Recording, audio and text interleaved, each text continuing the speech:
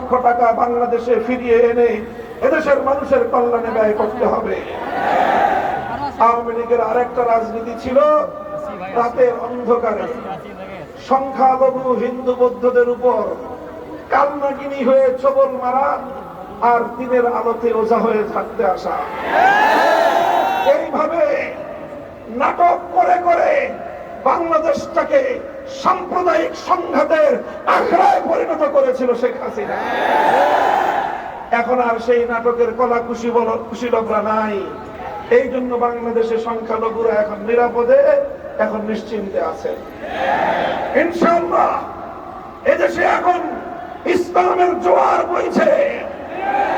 আগামীর বাংলাদেশ হবে ইসলামের বাংলাদেশ, বাংলাদেশ হবে খেলাফতের বাংলাদেশ।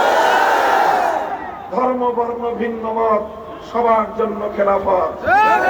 খেলাফতের ব্যবস্থায় হিন্দু সংখ্যালঘুরা, বৌদ্ধ খ্রিস্টান সংখ্যালঘুরা তাদের ধর্ম পালনের সম্পূর্ণ নিরাপত্তা ভোগ করবেন। তাদের ধর্মীয় উপাসনালয়গুলোর নিরাপত্তা নিশ্চিত করা হবে।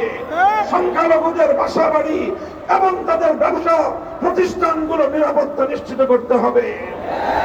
এভাবে সকলে মিলেমিশে একটি সুন্দর বাংলাদেশ আমরা তৈরি করব ইনশাআল্লাহ।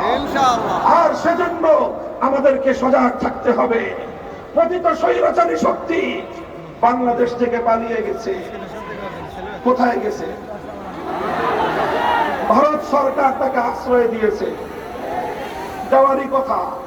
কারণ 15 বছর ভারতের এজেন্ডা বাস্তবায়ন করে বাংলাদেশের বিরুদ্ধে ষড়যন্ত্র করেছে শেখ হাসিনা।